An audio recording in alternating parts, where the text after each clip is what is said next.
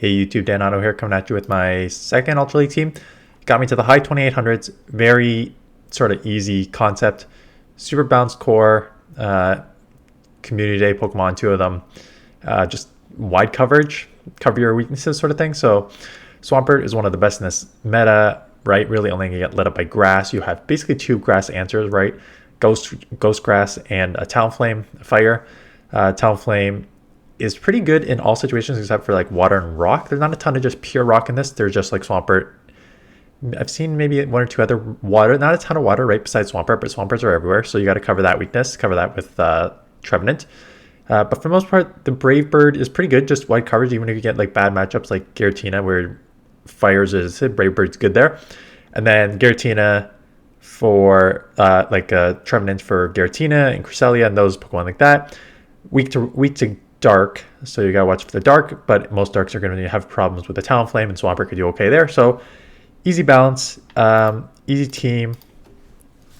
This one was kind of funny because I was like, oh, okay, this is interesting because I'm gonna have, you're not gonna see a ton of these for starters, but I was like, okay, I don't really have anything for this. Like, it's a dragon, so the fire's resisted, the water's resisted, and it's a dark, so I'm not gonna have a good time there.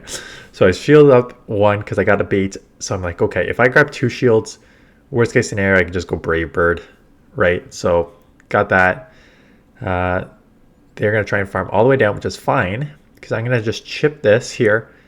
And Shadow Swampert, man, for a resisted Hydro Cannon, takes it to the red, which is huge. And then I gotta do either resisted incinerates, or I'd have to come in and shield a Brutal Swing. So I'm just going to come in here and take the Brutal Swing. That does hurt.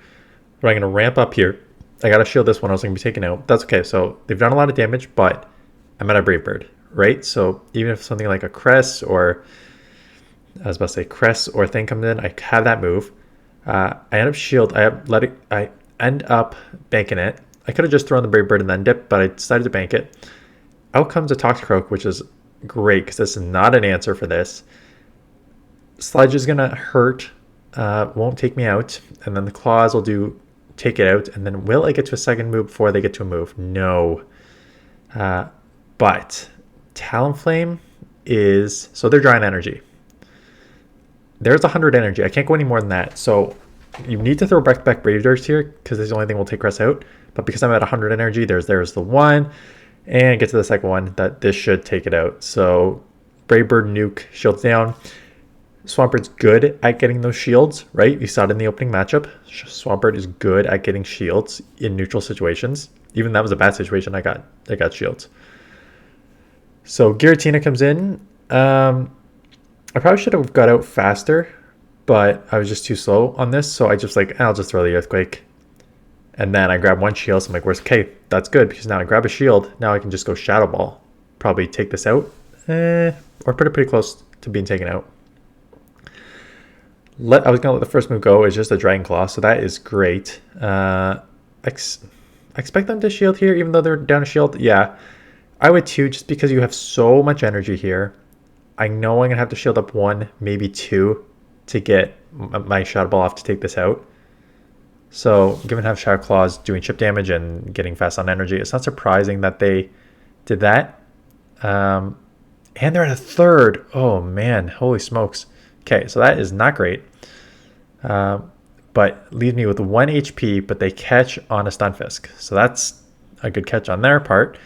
And takes me out. So the good news is I know they need an Earthquake, so they're not going to throw before that. So I can take this out and have a little bit of energy coming out.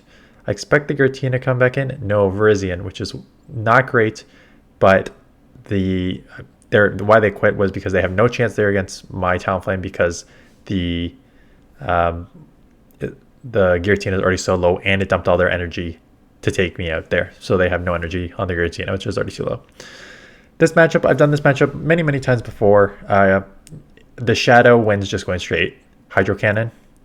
So you shield up the one, and you're going to get to, basically these mud shots are adding up, and now they're in Hydro Cannon range. So if they shield this, I'm going to get a second one off, and I'll win in the one shield. I'll win in the two shield too if they decide to do that. But they decide to come in with Umbreon. So that's it. okay catch, but I was probably going to chip anyways, just because one like incinerate isn't going to do anything.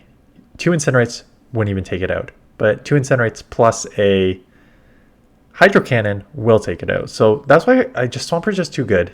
It's if you do not have a Swampert, trade for one, because it is truly the only Pokemon that is non-XL that just completely dominates the Great League and Ultra League. So it's a great Pokemon to use. If you have it, definitely use it. Get off the second one here. I'm 2 times ramped up. I know the Empoleon is going to come back in and take me out. And now, big brain, come in Swampert, instant swap to catch the Hydro Cannon. Oh, look at that. Look at that. See, I can make good plays once in a while. Catch a resisted Hydro Cannon. Out comes a Surfetched. This is going to be Night Slash, but I probably live a non-stab Night Slash. So I'm going to let it go. And now I'm at 2 Seed Bombs. So I don't think I can get to a second. They're definitely going to get another move off here. They let it go, which is interesting. So I'm going to throw the second move. They're probably going to shield and just try and farm me down. But we end up simultaneously taking each other out.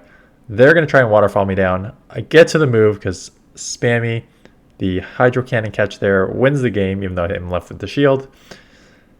I mean, they could have thrown, if they wanted to, on their Surf Ice there. So mirror matches are annoying.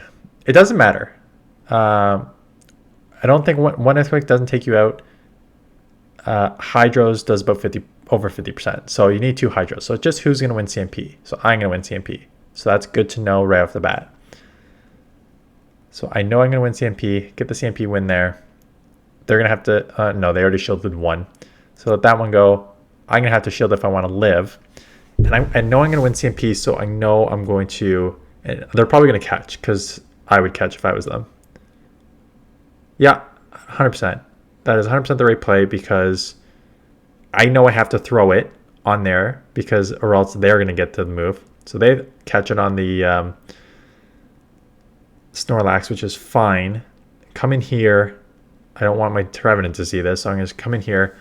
I need to be... I don't care. I can't shield up anything. The Hydro Cannon is going to take me out, right? So just got to let this go. Can I incinerate all the way down? I think so. Because I need to come out with the Brave Bird, because I know the Hydro is going to have the... the Swampert's going to have Hydro. So I have a move. Get the CMP, or do they try and go for a fast move there? So they get taken out, and it is a Charmer. So I got 1 shield. I don't want to show my second Pokemon yet, because what I want to do here is I'm going to shield probably, because I have the move. I wanted to see if I can get to the Hydro here, force them to throw because I'm out of Hydro, and now I can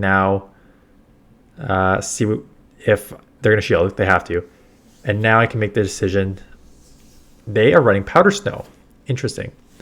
So these Weather Balls and Powder Snows are going to add up real quick. So I only have one option, and that is to go for the Shadow Ball here for the win. Will it take it out? It's an XL. It's pretty XL Pokemon.